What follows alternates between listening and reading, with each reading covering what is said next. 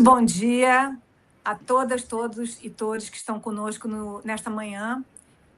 Meu nome é Maria Berbara, eu sou vice-coordenadora do programa de pós-graduação em História da Arte da UERJ, e é com enorme prazer que eu venho hoje apresentar a doutora Stephanie Langin-Hooper, professora associada de Cultura Visual Helênica na Southern Methodist University, na cidade de Dallas, Texas, nos Estados Unidos. A pesquisa da professora Stephanie é referência no estudo das estatuetas de terracota da Babilônia helenística, explorando temas como miniaturização, pós-colonialismo e gênero. Ela é autora do livro Figurines in Hellenistic Babylonia e coeditora de The Tiny and the Fragmented, entre outras publicações. Ela também é reconhecida pelo seu trabalho sobre proveniência arqueológica e repatriação de bens culturais. O trabalho da professora Langin-Hooper traz uma perspectiva muito rica e multidisciplinar ao nosso encontro de hoje, que se inscreve no âmbito das nossas agendas globais. Para mediar o debate, nós contamos com a presença da professora Evelyne Azevedo, que é docente aqui do PPGHA, e cujo projeto de pesquisa junto ao programa trata do trânsito de obras, artistas e materiais no Antigo Mediterrâneo, investigando a produção de arte e o seu comércio na Antiguidade. Nós vamos dar prosseguimento agora diretamente à palestra da professora Stephanie, que será em língua inglesa. Certamente as perguntas podem ser feitas no chat em português e a Evelyne as traduzirá para a professora. Mas nós sugerimos que vocês, público de fala portuguesa, que assim o desejar, que deseje ter legendas, que ative a opção de legenda do próprio YouTube. Nós fizemos alguns testes, dessa forma parece funcionar ou ao menos ajudar um pouco a compreensão da língua inglesa. Mais uma vez, eu queria agradecer à professora Stephanie imensamente por estar aqui conosco nessa manhã aqui na cidade do Rio de Janeiro, ela nos Estados Unidos e vocês online. Muito obrigada, Stephanie, muito obrigada, Evelyne, e já passo diretamente então a palavra a Stephanie. Stephanie, the floor is yours. Thank you. Bom dia, everyone. Thank you very much for having me for my lecture here today on the gigantic, the miniature, and the nearly life-size scale in the religious experience of Hellenistic Greek art. So in recent decades, archaeologists and art historians have paid increasing attention to how scale conditioned the ways in which ancient people experienced the world. The human body is the natural benchmark by which most people conceptualize scale, particularly for artworks that represent the human form or buildings and objects designed to accommodate people. Because scale has this embodied frame of reference, the affective properties of scale, in other words, how the scale of an object or space makes a person feel, think, and perceive the world, are particularly accessible to modern scholars, who also have bodies of approximately the same size as most ancient people. Perceptions of scale can also be cultural, particularly for non-anthropomorphic artworks or objects for which a range of sizes would be functional. In these instances, people rely on their previous socially conditioned experiences to form working parameters for normal size. And it is a noticeable deviation from these parameters that qualifies a temple as small or a bowl as big, or qualifies this soccer ball or football as ridiculous in comparison to the beach ball, which is a normal size. Study of the affective properties of scale is situated more broadly within the scholarly theories of materiality, reception, and object agency. Most current approaches to scale take as their origin point the 1984 publication of On Longing, Narratives of the Miniature, the Gigantic, the Souvenir, and the Collection by Susan Stewart. This book was one of the first to specifically explore how scale conditions the way in which people perceive, think about, describe, and engage with the world. Stewart argued that all miniatures have similar effects: the compression of time, the focus on interiority, and the suspension of narrative action in favor of descriptive detail. A few decades later, in the early 2000s, Rosemary Joyce and Doug Bailey analyzed how the small scale of figurines made them appealing and useful to their owners, allowing people to view and touch and thereby understand, experiment with, and manipulate representations of real-world forces that were made non-threatening and controllable through miniaturization. Other scholars have explored the intimacy of miniaturization and its ability to induce otherworldly reveries and deepen attachments, while applying these approaches to interpreting figurines, including those from the ancient Mediterranean and the ancient Middle East. In contrast to the intimacy of the miniature, Stewart and the scholars who have followed her have largely argued that the gigantic is about exteriority. Colossal buildings and statues are effectively similar to natural wonders, such as mountains in the sky, generating awe, but also concern for their potentially uncontrollable actions, movements, and their consequences. What unites the study of both the miniature and the gigantic is the understanding that both extremes of scale create the illusion of an alternate reality outside of ordinary human-scaled life, which people are only partially able to access. In this paper, scale is used as a framework to explore the embodied experience of religious practice in 3 case studies from the ancient Mediterranean world. The Temple of Apollo at Didyma as an example of the colossal or gigantic, figurines from Hellenistic Babylonia as an example of miniaturization, and Greek anatomical votives and statues of Aphrodite as examples of the subtle scalar alterations of the nearly but not quite life size. All these manipulations of scale served similar purposes. Shifting scales distorts reality, which is a particularly useful way of structuring religious experience as separate from the usual experience of everyday life.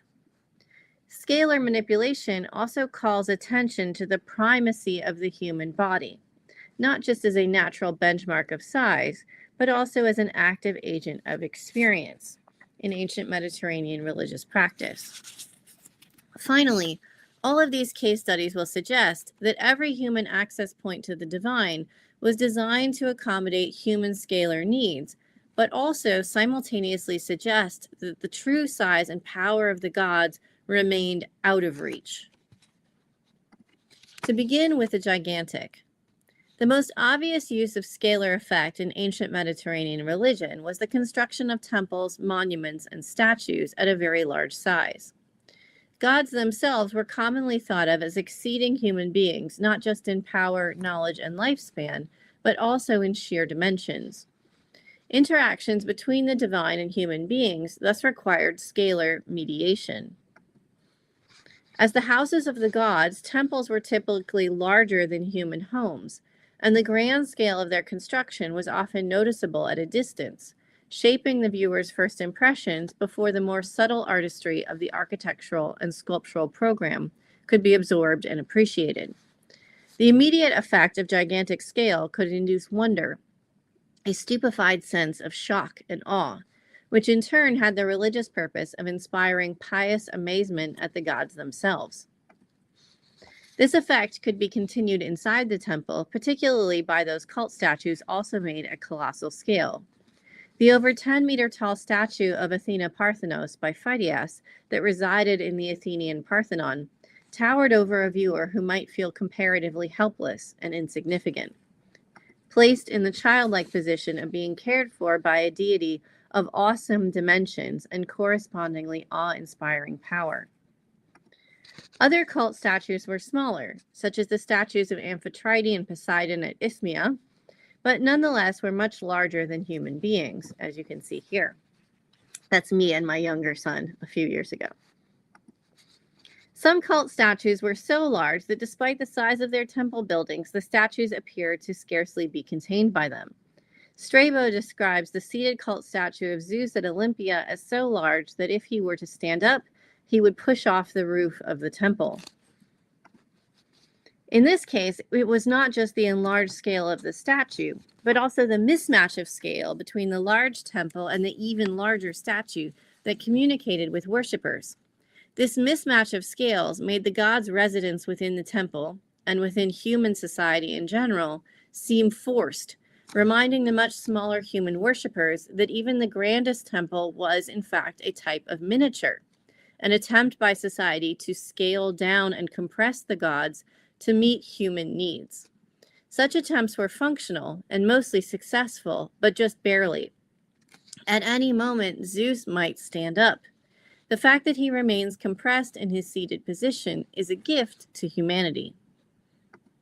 The Temple of Apollo at Didyma provides an example of how such unexpected disjunctures of scale could be incorporated into the architecture of the temple itself in order to heighten visitor awareness of the power of the gods. The majestic size of the temple's outer structure was clearly designed to impress the viewer. Begun in the Hellenistic period circa 300 BCE in what is modern Turkey, on the site of a ruined archaic period temple, the temple was the site of an oracle of Apollo, and it is over here on the right side of your screen near Miletus. The ambitious plan for the temple exceeded the resources of the nearby city of Miletus, which oversaw its daily operations.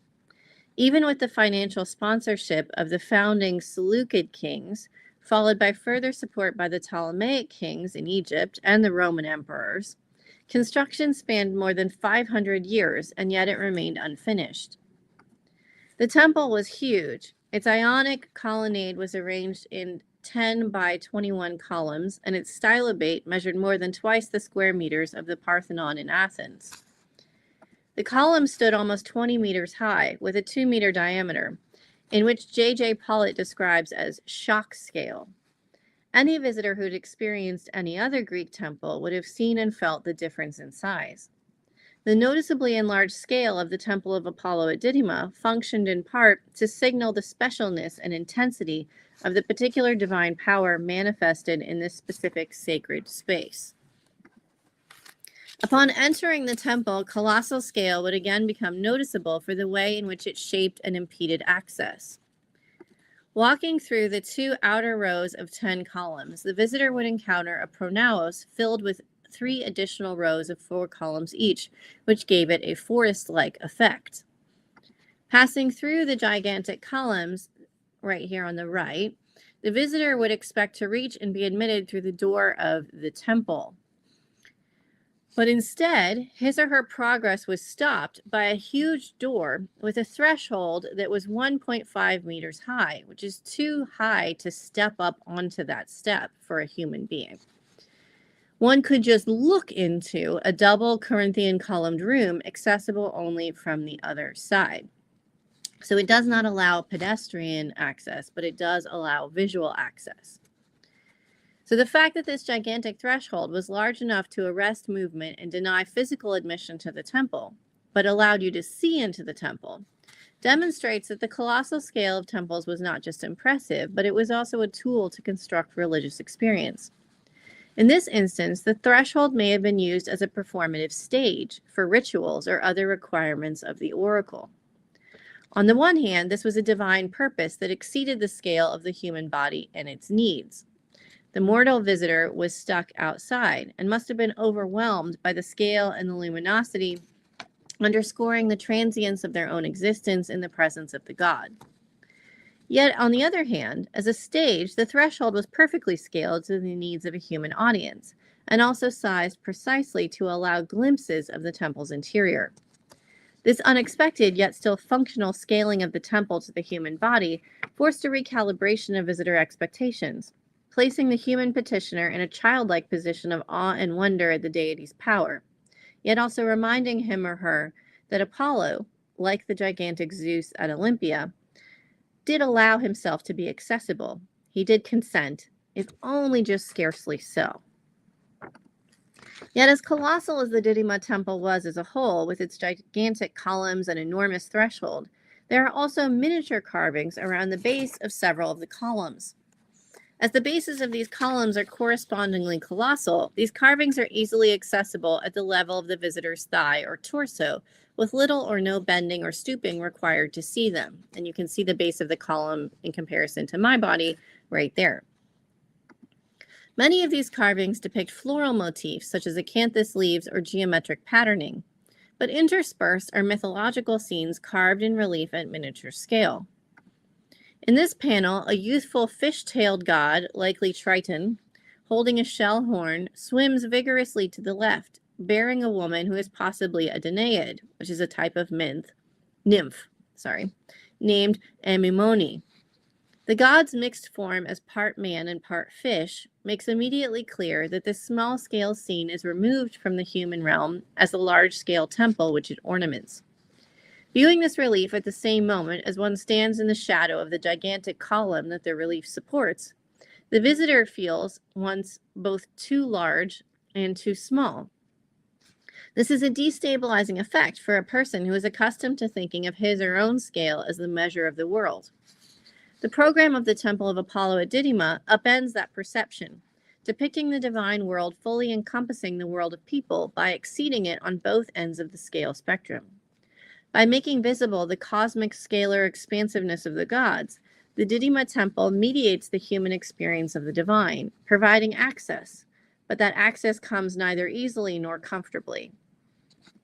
This jarring of sensory experiences and disorientation of perception would continue through the rest of the worshippers' visit to the temple. Access to the temple interior, since you can't walk through the front door, was possible through two narrow stone-lined tunnels where people can only walk single file.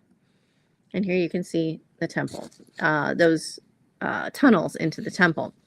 The interior of those tunnels was dark and cramped, but these sensations were immediately contrasted with brightness and openness when the visitor emerged into the enormous courtyard inside the temple.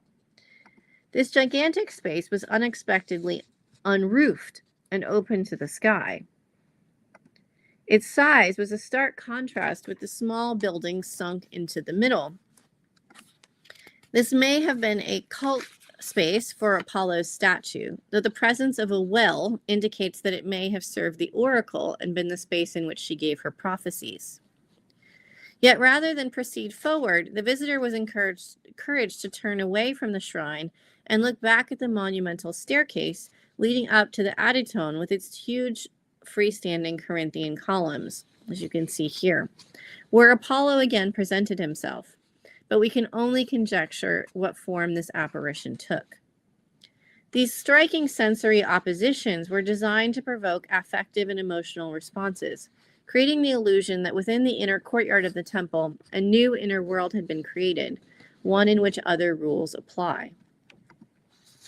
In discussing the Temple of Apollo at Didyma, other scholars have argued that its unusual reversals of direction, the unexpected impediments to entry, and the grand scale of the building as a whole, prepared people to experience a divine epiphany and hear the will of the god through the oracle and her prophecies. I agree. However, what has not been commented upon is how the smallness of the temple factored into this, not just because those smallnesses and miniaturizations were unexpected, but specifically because they were small in an otherwise gigantic temple. The Temple of Apollo at Didyma is unusual in its extremes, but it builds upon ideas already established in the earlier classical period, just with a Hellenistic period exaggeration, about how the gods eclipse human beings at both ends of the scalar spectrum. Another thing not commented upon is the effect of the perpetual incompleteness of the temple upon the viewer's perception of scale. Remember, they worked on finishing this temple for 500 years, and yet even today it remains unfinished. Apollo consents to give his prophecies in this auspicious space, a temple grand enough and in spaces small enough for the job. But human beings just barely managed to provide that space. They were never even, in fact, able to finish it. And you can see here the guideline grooves for the fluting of columns that was supposed to be carved, but it was never finished. Truly building the temple, finishing it, outscaled the capabilities of even the extremely wealthy Hellenistic kings and Roman emperors. I turn now to the miniature.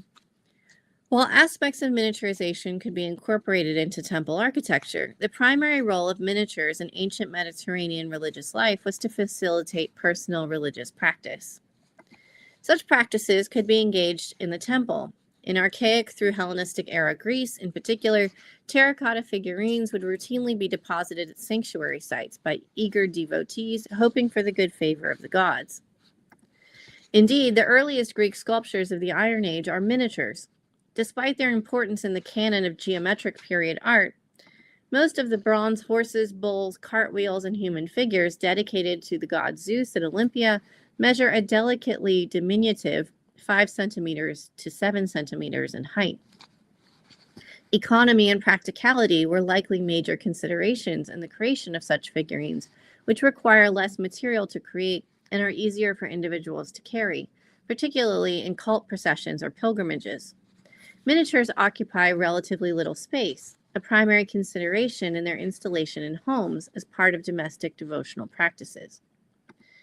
Some miniatures, such as jewelry pendants and carved gems, were small enough to be worn on the body. A reduction in scale thus allowed religious imagery and the divine protection it was believed to provide into the most intimate of personal spaces. Miniaturizing a representation of a god or goddess expanded the possibilities for where that object could travel and how it could be used. The terracotta figurines of Hellenistic Babylonia are a useful case study for exploring the implications of depicting religious images, including the bodies of the gods, at miniaturized scale. Comprising the major cities of southern Mesopotamia, modern Iraq, and their surrounding territory, Babylonia was conquered by the Macedonian king Alexander the Great, and was chosen as a site for the major capital city of the following Seleucid kingdom. Greek and Macedonian people emigrated to the region, introducing artistic styles, forms, and subject matter that could be blended with local artistic traditions. As is typical elsewhere during the Hellenistic period, miniature objects rapidly became popular. The corpus of figurines used in Babylonia dramatically expanded in both quantity and variety. Some of the figurine types used in Babylonia were part of what is called the Hellenistic koine, a corpus defined by its use in cities across the Hellenistic world, particularly in the major centers of Alexandria in Egypt and Pergamon in Turkey. However, most of the figurines used in Hellenistic Babylonia were local creations that responded to a variety of cultural influences while reflecting specific community concerns. Additionally, some figurine types, both from pre-Hellenistic Babylonian or Greek culture, were rarely produced or were eliminated entirely from Hellenistic Babylonian period figurine practice, usually out of respect or deference to local customs and artistic prohibitions. The case study of Hellenistic Babylonian figurines provides several insights into the implications of representing religious subject matter, particularly a divine body, at handheld or smaller size. Miniaturization inverts what the people of the ancient Mediterranean and ancient Middle East believed was the normal order of the cosmos, allowing a person to be big, to tower over the tiny diminutive form of a god, who, under other circumstances, might scarcely be contained in an enormous temple. This reversal of sizes, big person, tiny god, impacted, or rather revealed, how the gods themselves were understood to relate to and accommodate themselves to humanity. In miniaturized form, as a figurine, amulet, or seal carving, the gods were accessible to both sight and touch. Figurines in particular encouraged tactile manipulation by conforming in size to the human's hand ability to comfortably grasp. Praxiteles' statue of Aphrodite at Knidos, which is from just before the Hellenistic period, famously attracted illicit human conduct that left stains upon her marble body and violated the rules of her temple. But the owner of Ishtar Aphrodite figurines, such as seen here, could presumably caress her bare breasts whenever they wished. Such possibilities of intimacy and control accounts for much of the common human fascination with miniatures, regardless of subject matter, which crosses time periods and cultures. But the opportunities to take such liberties with a god or goddess might have been particularly enticing, or maybe terrifying. Indeed, the construction of the figurines themselves erected guardrails against intimacies that were too transgressive. Terracotta is unyielding, and thus a dressed goddess like Demeter can never be made bare, never be made naked. Nor can an Ishtar Aphrodite like this one be forced to separate her tightly closed legs to allow access to her genitalia. Indeed, it was the person who used the figurine who offered the most comprehensive intimacy, as they brought the miniature, and therefore the god or goddess, into the personal space of their homes and bodies to touch their skin and come within inches of their face. This reciprocity of intimacy and control was particularly skewed in favor of the gods by figurines which were designed for handheld use, through features such as jointed limbs or the inability to stand unsupported. Interacting with such figurines, like this one, requires touch of the most careful and attentive kind. Tactile handling must be very gentle, or the object will be damaged or destroyed. Anything less than being very careful risks damage or breakage to the figurine, a financial and aesthetic loss, as well as, perhaps most importantly, angering the deity, severing one's personal link to the deity, perhaps. The modulation of a person's bodily postures and gestures in response to the needs of the miniature deity would have echoed, and would perhaps explicitly have been a form of, ritual practice. And many of these figurines that represent gods and goddesses were made particularly in a fragile way. So even the clay ones, like this one, it's hollow on the inside and has a very fragile kind of shell-like clay exterior, almost like handling an egg. And so you had to be careful with the goddess or she would break, and presumably you would anger or disrupt your connection to the real goddess. The figurine's user, in caring for gently this figurine of a god or goddess, mimed the function of the priests and priestesses in the temple who cared for the cult statue. But the person holding a figurine also echoed the function of the temple itself. Both cult statues and figurines were scaled-down versions of the gods, but only figurines were designed to fit and find a home within the human hand, thus repurposing that hand and the person to whom it belonged with the duty of shelter and care, this burden of care. Though physically lightweight, such miniatures created a heavy burden indeed. The Hellenistic Babylonian figurine corpus provides evidence for the religious appeal of the relationship with the gods that miniatures created, as well as for the limitations of that appeal.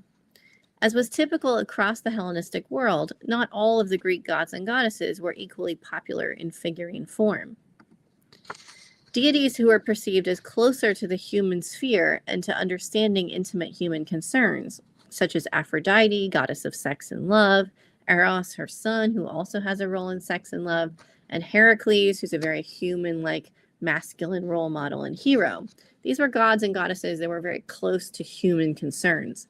And so they were the most common subjects of divine figurines, while the more powerful and unreachable gods, like Zeus, were never depicted in figurine form. Strictly Mesopotamian deities were also not depicted in figurines. Now, this is not that strange.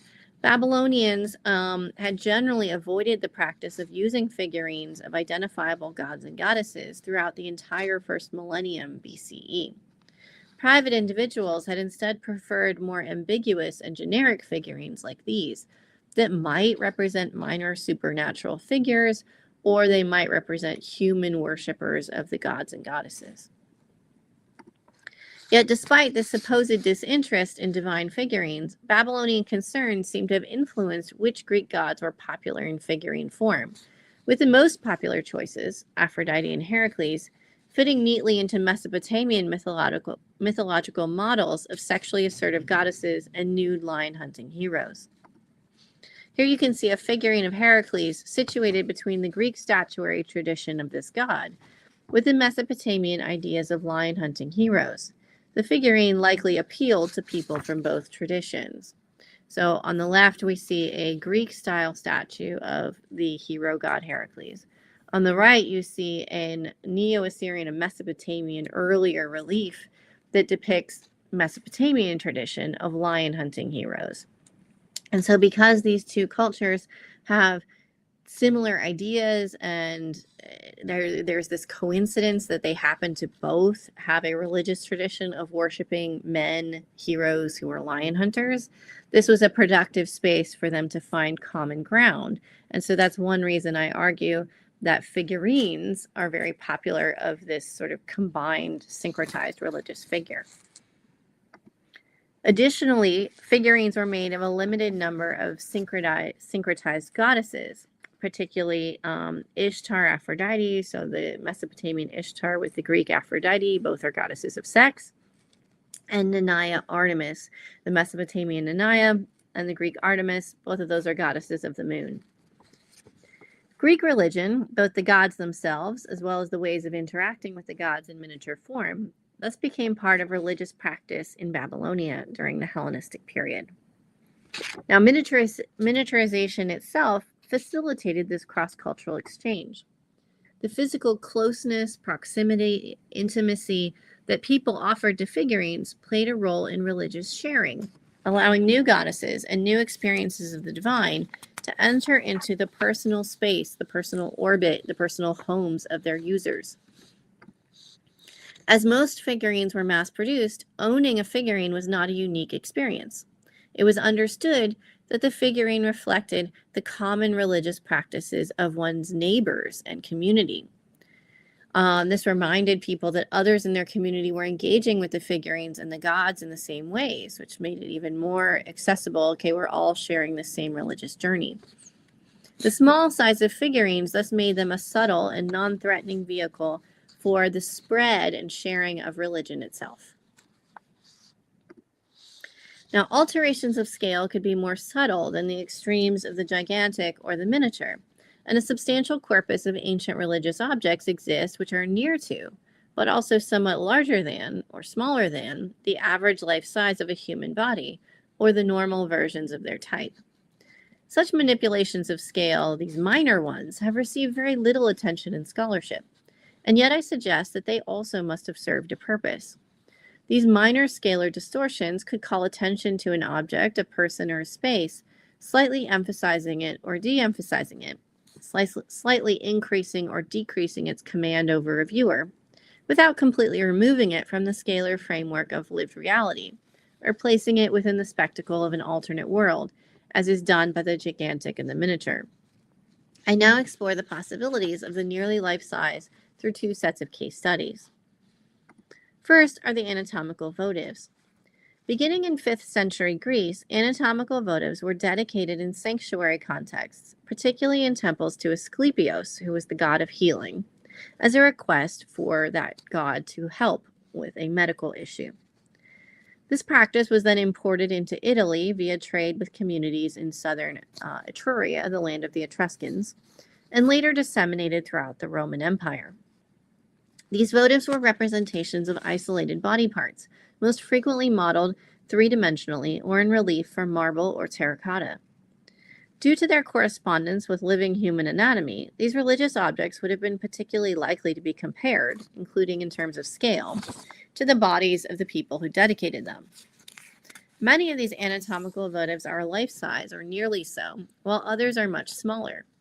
This scalar range might have created scale hierarchies between the bodies of the people who offered the votives and the gods to whom they were offered. Other scholars have argued that the reduction of form stresses the mortal dedicant's vulnerability, in contrast to the power and agency of the invoked deity. So shrinking down the body part might have shrunk down the person's agency, emphasized that they are small in comparison to the huge and awe-inspiring power of the god.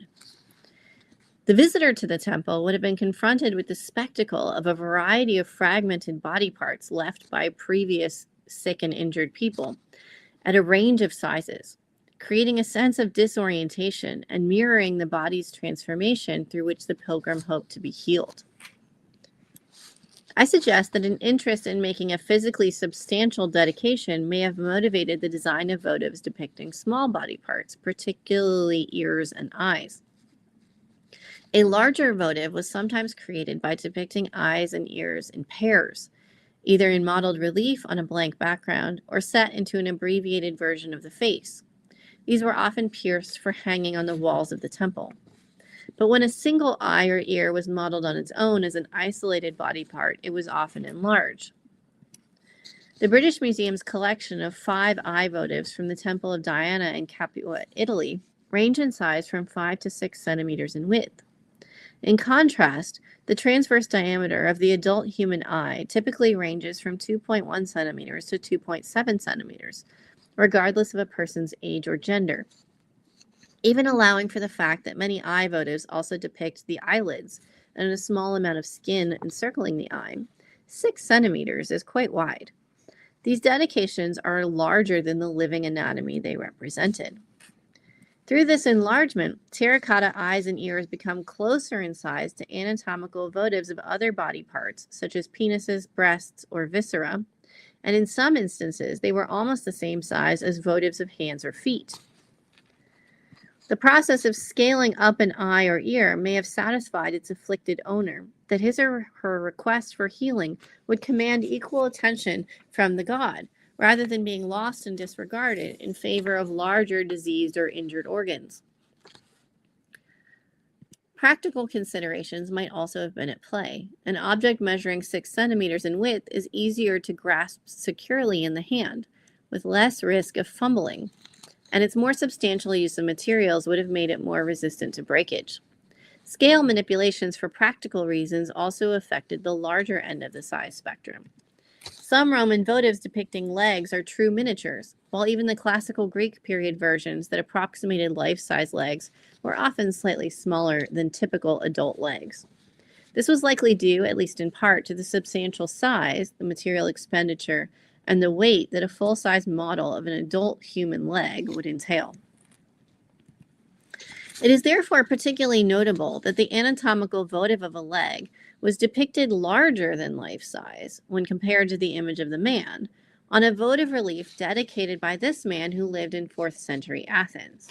So we see in this scene that the man is carrying a votive model, probably in terracotta, of his leg, and his leg is nearly like 2/3 of his height, so it's much larger than his actual legs.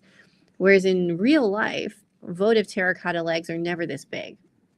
So it's been artificially enlarged in scale, as we see it here in this relief. And we also, on the far left, we see two small feet, a pair of feet that are set into a recess in the votive, that is probably setting the scene that this is happening in a temple where votives left by previous sick and injured people are around the space into which he is entering. So although the votive leg is abbreviated above the knee, so it's not even a full leg, the object is depicted as standing to about the midpoint of the man's torso. Now, other scholars have suggested that the thick raised vein that snakes down the side of the votive leg is a varicose vein and was likely the cause of the man's discomfort and the reason for his appeal to the gods. Enlarging the leg votive thus also enlarged the scale of the medical issue, emphasizing the man's pain and accentuating his urgent need for divine healing.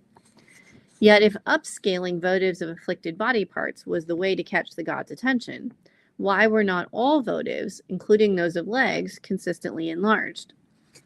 Instead of viewing this relief as a photorealistic depiction of religious practice, so this is not an obviously actual photo of this guy in action, I suggest that we should instead consider that the scale of the depicted votive has been modified from reality to serve as a proxy for the suffering man's experience of the dedicatory act and his sensory perceptions during that experience.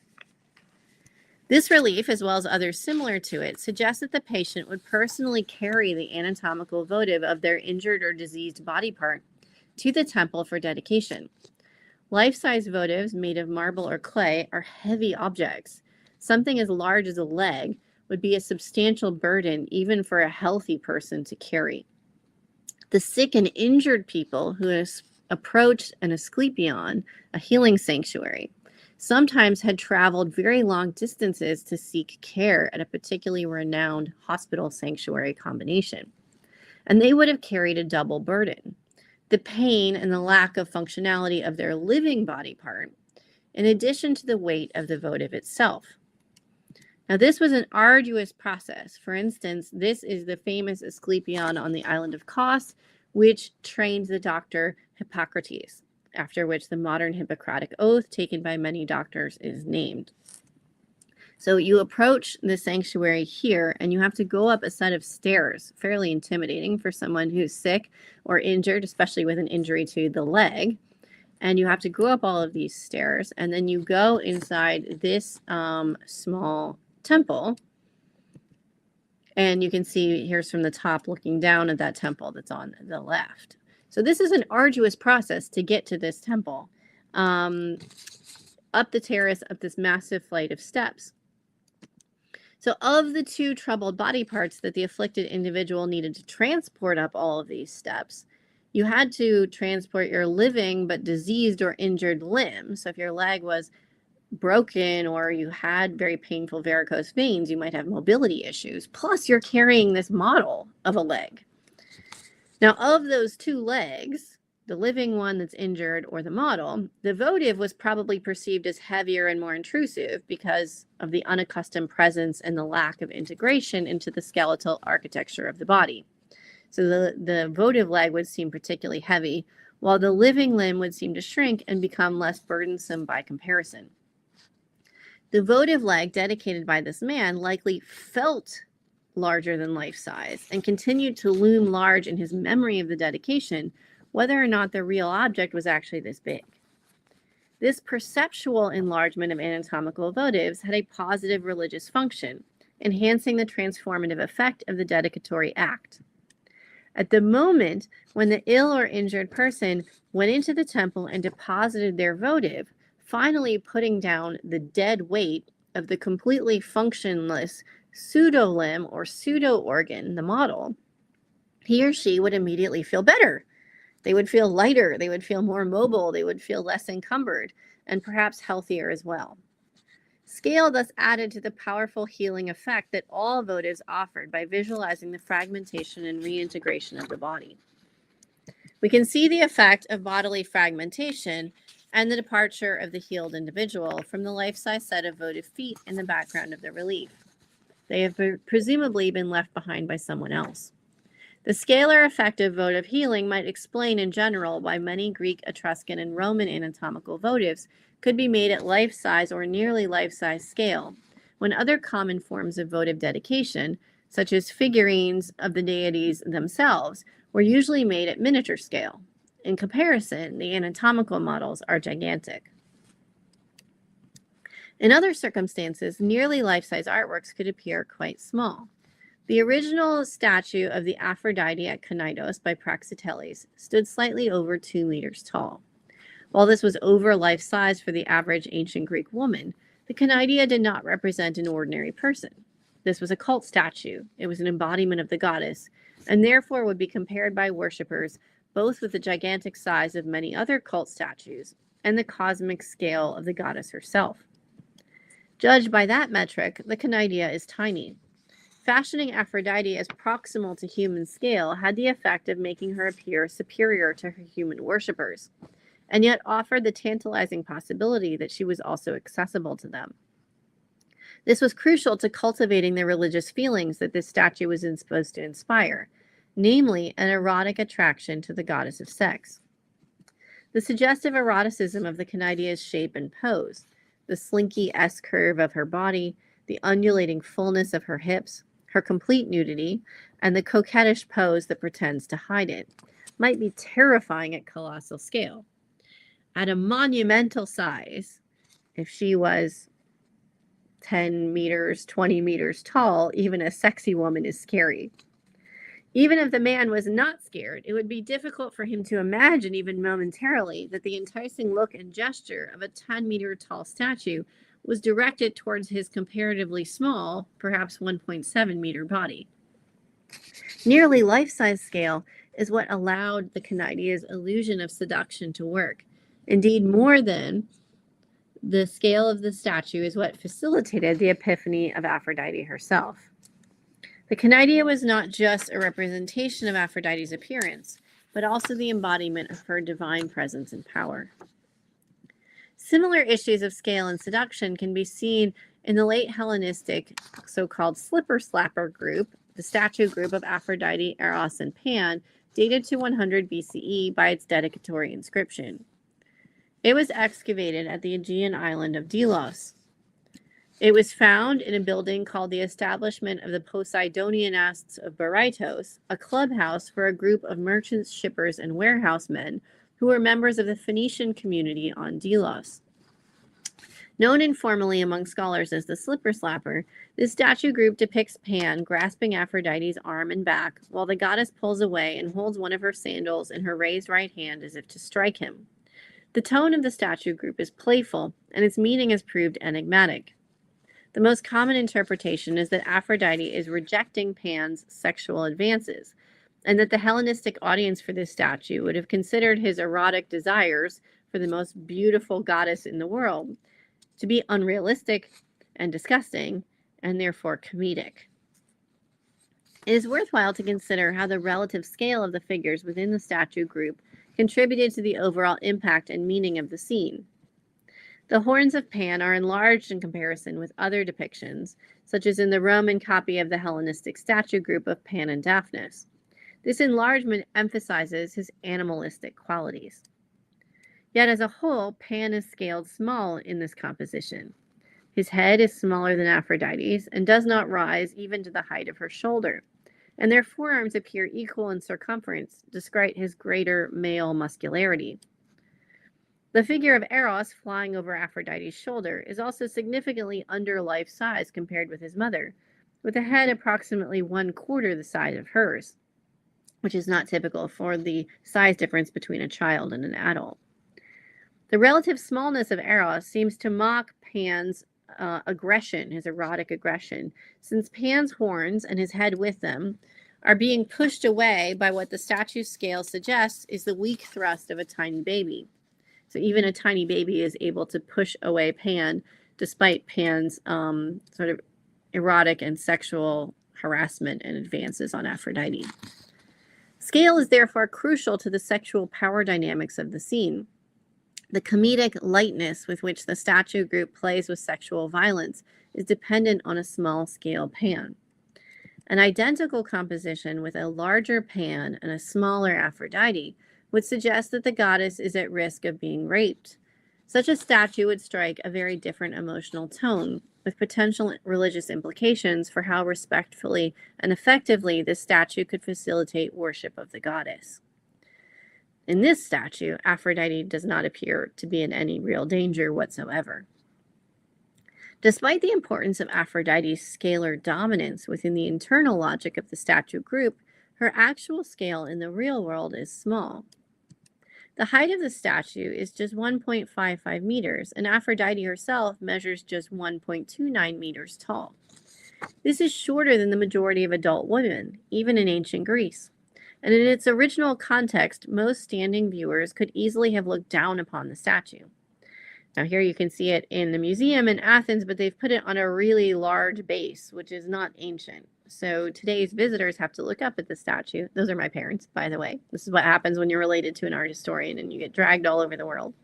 But I put them in here to show that if the statue was just on its own original base, which is quite small, it would be a lot smaller and shorter than typical adult humans. Now, such scalar superiority to Aphrodite suggests the illusion of control, extending the fantasy of role reversal within the statue into the real world. The woman and baby easily repel the lustful sexual urges of an animalistic man, while the standing human viewer dominates over the world of the divine.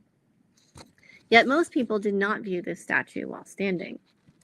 Within the establishment of the Poseidonianists of Berytos, a kind of men's club for traveling merchants who have come from, Berytos is Beirut in Lebanon. So they've come from Lebanon on trading missions to Greece. And this is like a clubhouse, hotel, dining space, home away from home. So within this building, the Slipper Slapper group was excavated in the basement room N, where it likely fell from the dining room above. That room was lavishly decorated, but relatively small, constructing a quasi-intimate space for 15 diners to sit or recline, like this, or something like this. A life-size or larger Aphrodite would have towered over these men who were reclining on low couches. Instead, the height of the Slipper Slapper Aphrodite corresponds almost precisely with the 1.2 meters that is the modern, at least in America, architectural industry standard for the eyesight level of a seated adult. Aphrodite in the statue group does not make eye contact with Pan. She's threatening him with her shoe, but she's not even looking at him. So she easily could have made eye contact with any other man in the room. Her scale makes her accessible. She was at the same height, eye height, that they were when they were reclining. She may have had no interest in this small half-goat, half-human man at her side, but perhaps she would be willing to entertain the advances, or at least the prayers and supplications, of the mortal men in the room. Aphrodite's pose and gesture here is ambiguous, both seductive and threatening, which complicates interpretation. But her scale is ambiguous too. She was at once both taller and shorter than her potential lovers, both within their eye line and their grasp, without obviously submitting to either. So to conclude, scale has a tremendous impact on how people experience and react to the world. While the affective potentials of scalar manipulation are not unique to religious spaces and objects, they could be used to powerful religious effect. Size comparison gave people an immediate embodied understanding of their place as participants in a world ordered by the gods. Gigantic scale can instantly overwhelm people, generating an experience of awe and suggesting that the human viewer is small, childlike, and powerless in comparison to the gods who inhabit enormous cult statues and colossal temples. In contrast, miniaturization could shrink the cosmos, including representations of the gods, to handheld or even smaller proportions. Such objects empowered their users, but could also subtly influence them by presenting new social ideals or religious concepts in an intimate, accessible, and non-threatening manner. As scalar extremes, both the gigantic and the miniature created the illusion of access to another world, which operated according to different rules and different parameters than daily human life. In contrast, nearly life-size scale could shift the balance of power between people and their gods, suggesting divine accessibility within our world and the urgency of human claims to divine attention. But the slippery ambiguity of the nearly life-size could also remind viewers that the gods are ultimately in control of even their closest encounters with humanity. Thank you. Obrigada. Thank you so much, Stephanie. I have lots of questions because it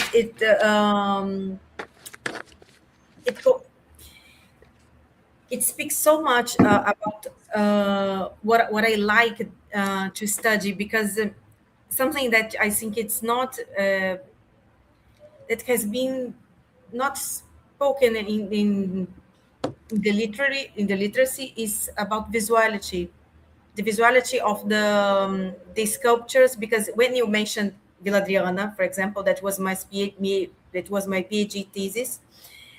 I was thinking about this, the position of these statues, for example, in the architecture, and three questions that I think it's important to think about these statues: the distance that they are put in the space, what people can see from the distance, and who can see the things that are putting in these places. For example, because at Villa Adriana, for example, we have the tunnels that you mentioned it for the temple. It was the temple, the tunnel that it was a temple. But you have these tunnels in Villa Adriana, so the people who worked in Villa Adriana could walk not in the level of the nobility, but above the nobility. So the nobility was in the same space that these people who worked at Villa Adriana. So these three questions is something that I really like to think about visuality. I have another questions, but I think we can start with this one, and then we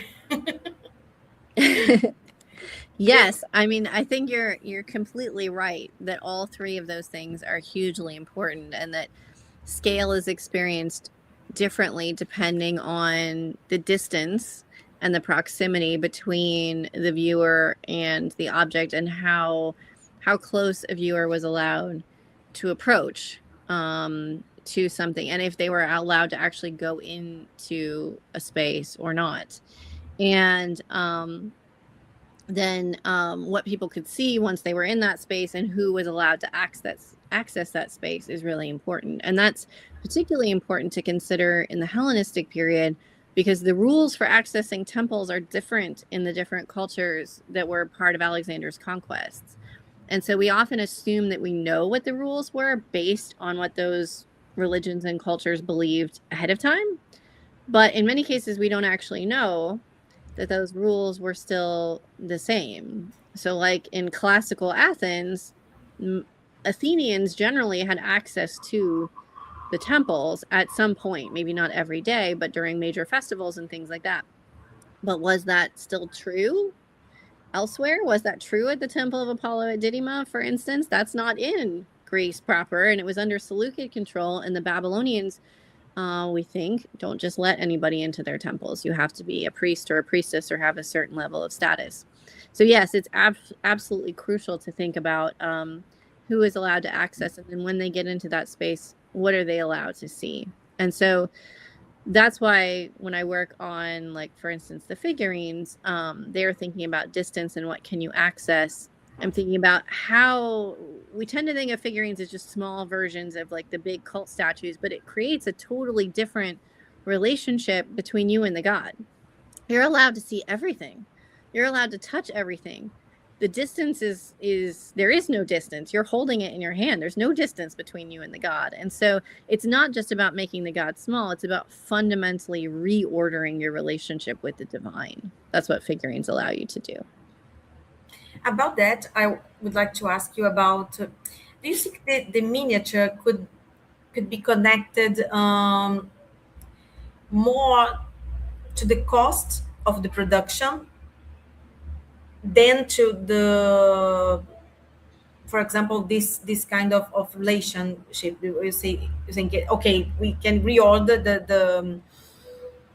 the relationship between the mortals and the gods, but do you think it has also about the cost of the production? Oh, yes. I mean, miniaturization can also be for practical reasons, right? Like it's fewer materials, it's cheaper, it's, more practical if you especially want it in a community shrine or a household shrine, right? You can't put a 10-meter tall statue in a neighborhood temple. So definitely there are practical concerns. But just because there was a practical motivation doesn't mean that there isn't also these other effects. And I think sometimes they wanted those other effects. So some figurines, when I work on figurines, I sort of experiment with things like, can they stand alone? Some figurines have really big bases. They clearly are meant to stand alone, and maybe you don't ever touch it. But some figurines can't stand alone. So if you have a goddess whose feet are not flat and is top heavy and doesn't balance, that's kind of made to be touched as opposed to put on display. So I think a lot of the information is actually in the objects themselves, which I think is also one reason why studying scale and materiality is so important, because even if the archaeological context is not great, or even if there's not an ancient text saying this is exactly what we use this for, the object itself will give you some information about how it was intended to be seen and used. We have a question here, but I'd like first just to speak about this thing of materiality. I'd like to ask you about the material and the function of these statues. For example, when we saw the marble figurine of Venus, of Aphrodite, we can think of Aphrodite. But if we see a terracotta figurine, we can see a woman, for example. So do you think the function is connected to the materiality? I think in some cases it definitely is. Now, they did make both alabaster and terracotta figurines of, for instance, Aphrodite in Hellenistic Babylonia, and some of the terracotta ones, they actually painted them white to kind of make them look like marble.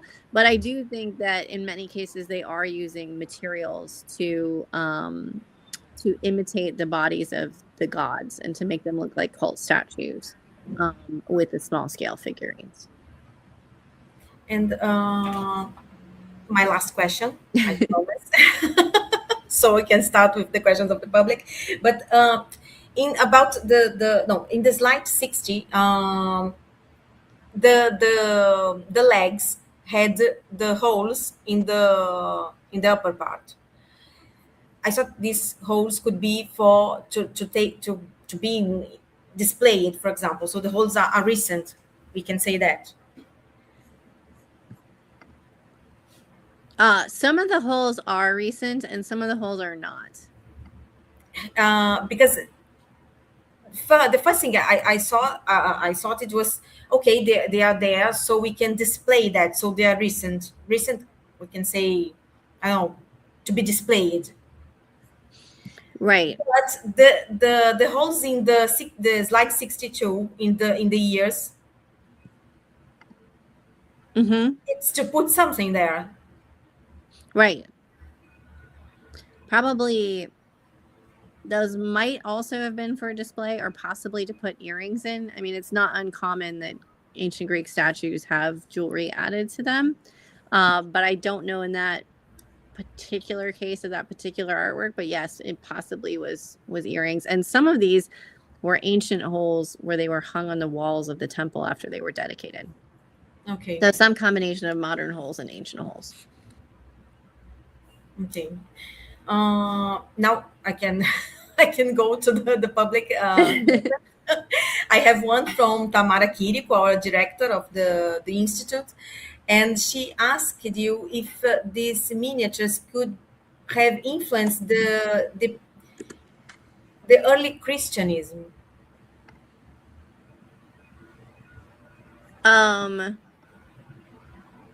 In terms of which miniatures were we thinking of? I don't know if she was thinking about something.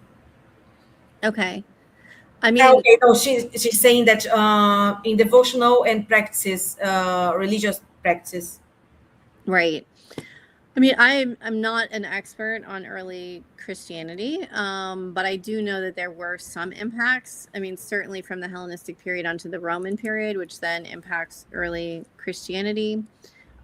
So some of the figurines from Hellenistic Babylonia, for instance, that show a woman holding a baby, which might have been a type of goddess. That iconography, which is also used in iconography of the Egyptian goddess Isis, is picked up and used by the early Christians as a model for how they depict Mary holding the baby Jesus, for instance. But in terms of actual devotional practices and what they do with the figurines, I would say it's very likely that they impacted early Christian practices. But again, I'm not an expert on early Christianity, so I wouldn't want to speculate too far into the specifics of how that impacted it. She's also asking, what is the sense to make a relief of someone offering an ex voto? So, for example, that relief with the man and the leg, the big leg. Okay, sorry. Can you repeat that one more time? Yeah, she was asking what is the sense to represent a relief, to represent a man offering a leg to in the temple, and so if the the relief is the ex voto of or the leg, so a sense of it's doubling. Right. I understand what you mean. Yeah. And this is less common than actually offering the votives themselves. Right. And so this is actually a fairly famous relief because it's one of the few. We have a few others, but there aren't that many that actually show somebody in the process of offering something. There is one where a woman is offering, I think, a pair of breasts. There's a couple of them, but there aren't that many. And typically how these are interpreted is that it is a sort of fulfillment of a sort of thanks to the god, that the man brought the votive, he was very sick, and then he was healed. And so the follow-up relief of him bringing the votive is a way of completing the process and thanking the god by saying this worked, right? I brought the leg, I dedicated it, I was healed. The god, has power and is good, and I'm giving this back to the temple as a way of thanking the god. And also, temples really encourage those kinds of comeback donations as like a, online rating or something, like a review. Like it does actually work, so as a testament, so that other people will continue to come and donate money and give offerings and get their healing. So it's like a positive 5-star review in a way. Okay. And we have okay, Maria is writing a question, but she asked about the image of Polyphemo. That was okay, that he was not associated to the gods, but the giants were inspired in the iconography of the Cyclops. So okay, well, because I'm reading Portuguese, but I was thinking, okay, then she put the maps. Okay, Maria, thank you.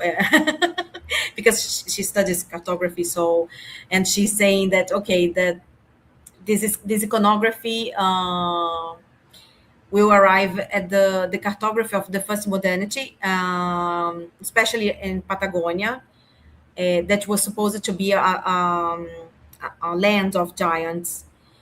In this case, she's asking if if this scale so is working as a mark of the otherness of the. Okay. Yes, I can see it in English, so I understand. Okay, thank you.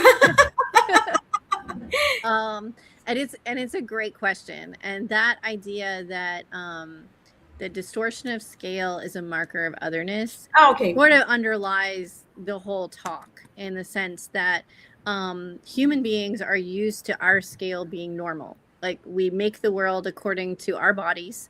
Everything is scaled to fit us, and we are used to our scale as being normal. And bodies, especially human-like bodies that are much bigger or much smaller, are seen as other.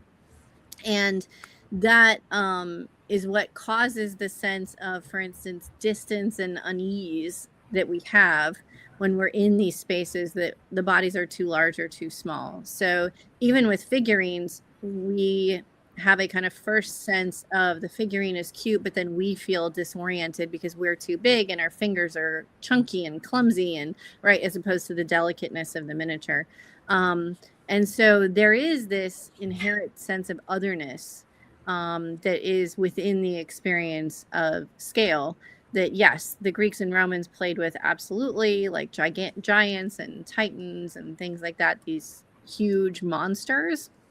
So the gigantic, but also the tiny, has the ability to be disorienting and also potentially dangerous. And other cultures have played with this as well, with stories and images of people that are too big, giants and monsters, and people that are too small, Lilliputians and fairies and brownies and things like that. And that both of those, because they're not our size, they're threatening and dangerous in their own particular ways. And so I think this is not separate, though, from the religious experience of the gigantic and the tiny, because the gods, especially in Greek and Roman religion, are also super scary. They're powerful in ways that can help people, but they're also powerful in ways that could be dangerous to people.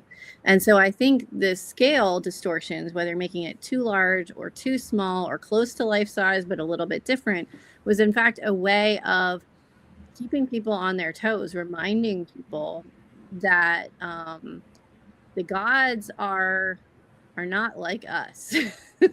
They're very different than us, and they exceed us in every possible way. They can be bigger than us, they can be smaller than us, they can be all kinds of things that we cannot. And so the gods are other than us and they are others. They're others in a way that have the potential to help us, unlike, say, the giants or the cyclopses.